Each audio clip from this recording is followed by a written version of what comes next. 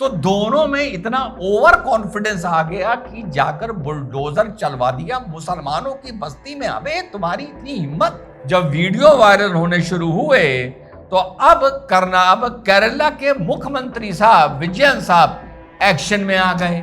तो साहब ये मीम बनने शुरू हुए कि तुम भैया मेरी तरफ से बैटिंग कर रहे हो या उनकी तरफ से बैटिंग कर रहे हो।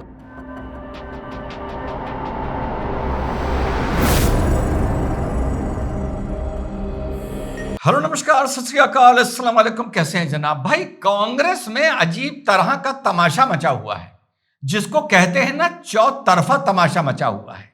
एक तो तमाशा शशि थरूर ने मचा रखा था, पीछे पीछे डिग्गी राजा दिग्विजय सिंह सामने आ गए हैं, क्योंकि उनको हमेशा से यह दर्द रहा है कि कभी उनको क्यों नहीं मुख्यमंत्री के लिए, प्रधानमंत्री के लिए प्रोजेक्ट किया गया। क्योंकि एक जमाने में बहुत ही कद्दावर नेता दिग्विजय सिंह कांग्रेस पार्टी का हुआ करता था। यह क्रिकेट मैच के बारे में आपको बाद में बताता हूं। तो साहब उधर सिद्धारमैया और डीके शिव कुमार का क्रिकेट मैच चल रहा था।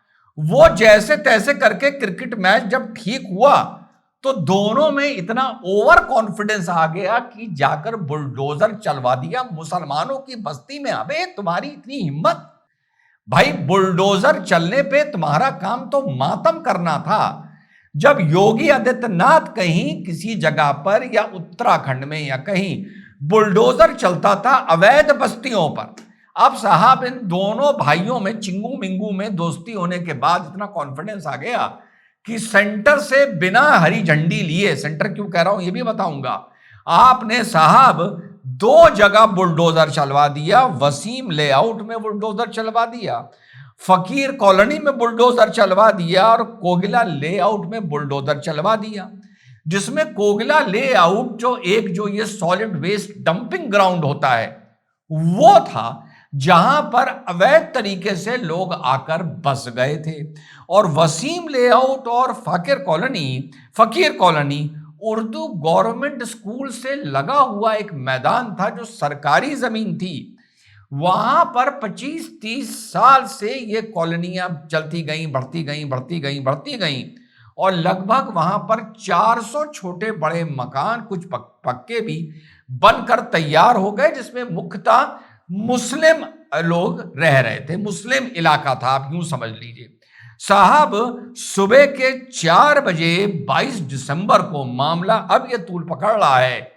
इन्होंने जाकर रातों रात वहां पर बुलडोजर चलवा दिया। आसान भाषा में मुसलमानों की बस्ती में बुलडोजर चलवा दिया, यह कह के कि यह अवैध है, और वो अवैध थी। लेकिन अवैध बस्ती पर बुलडोजर चलवाने का काम तो योगी आदित्यनाथ का था, कांग्रेस का काम तो अवैध बस्तियां बसवाना था। अब साहब इस मामले ने तूल पकड़ लिया।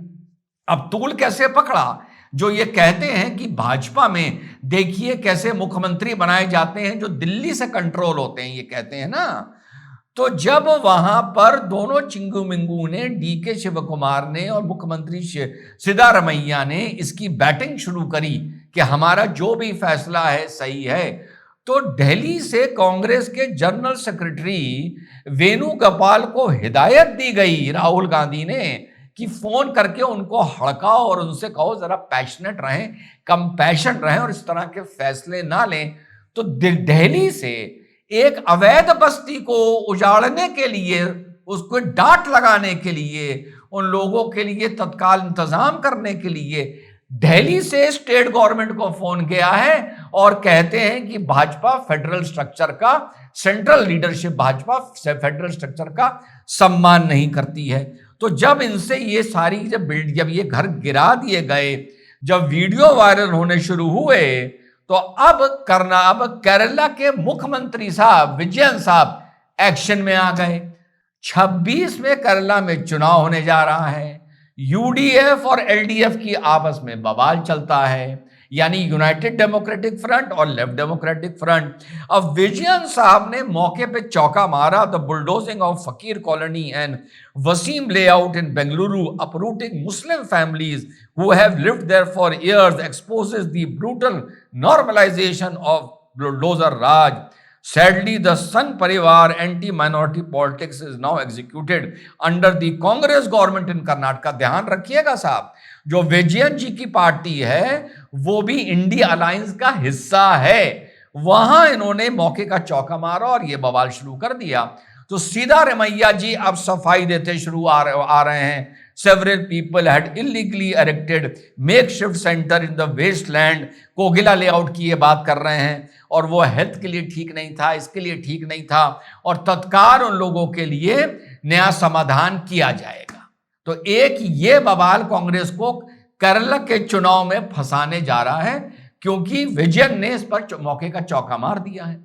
उधर साहब 140th इनकी जो एनिवर्सरी थी कांग्रेस में, वहां पर शशि थरूर जी ने जाने से पहले एक और बयान दे दिया। वो बयान ये दे दिया कि जो फॉरेन पॉलिसी होती है वो किसी भी पार्टी की नहीं होती है।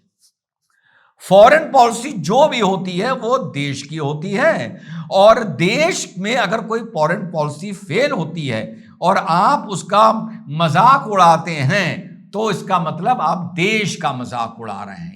ये 140th एनिवर्सरी से पहले पहले फिर से शशि थरूर साहब ने एक मिर्ची बम मार दिया कांग्रेस के ऊपर। शशि थरूर से पहले से ये परेशान है।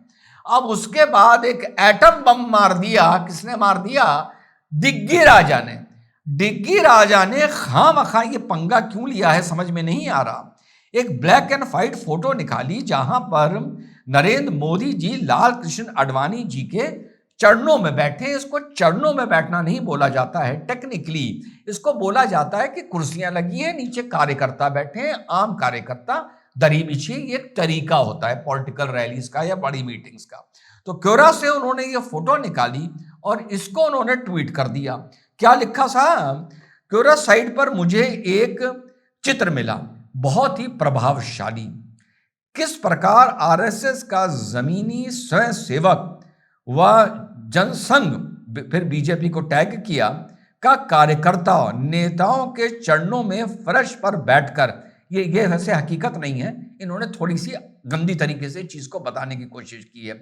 फर्श पर बैठकर प्रदेश का मुख्यमंत्री व देश का प्रधानमंत्री बना। ये संगठन की शक्ति है। जय सिया राम। क्या बात है। और टैग कर दिया आईएनसी इंडिया को, आईएनसी एमपी, राहुल गांधी, प्रियंका गांधी, जयराम रमेश, और बचा कुचा कसर थी पूरी कर दी, नरेंद्र मोदी जी को टैग कर दिया। अब साहब इससे खलबली मच गई। तो मीटिंग में, सीडब्ल्यूसी की मीटिंग में, राहुल गांधी ने चाय पीते हुए डिग्गी राजा को बोला है कि कल आपने बदमाशी कर दी, और अब डिग्गी राजा इस पर सफाई देते नजर आ रहे हैं। उधर पवन खेड़ा की मिर्ची लग गई, क्योंकि वो बहुत बड़ा वाला चमचा है। उसने ये बयान दे दिया कि जिस पार्टी को गांधी जी ने बनाया उसे उस पार्टी से कुछ नहीं सीखने की जरूरत है जिसको नाथूराम गोडसे ने बनाया। अच्छा, मुझे नहीं पता कि नाथूराम गोडसे ने भाजपा या जनसंघ बनाई थी।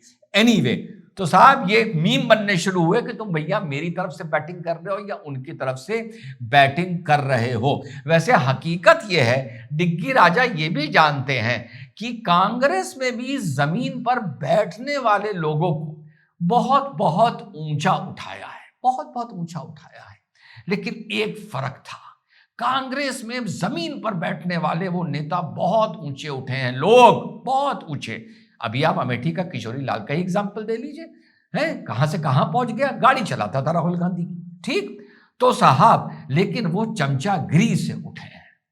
लेकिन भाजपा में जो उठे हैं वो धरातल पर मेहनत करके और काम करके उठे हैं। ये बात डिग्गी राजा ने नहीं बोली या समझाई जो मैं समझाना चाह रहा हूं।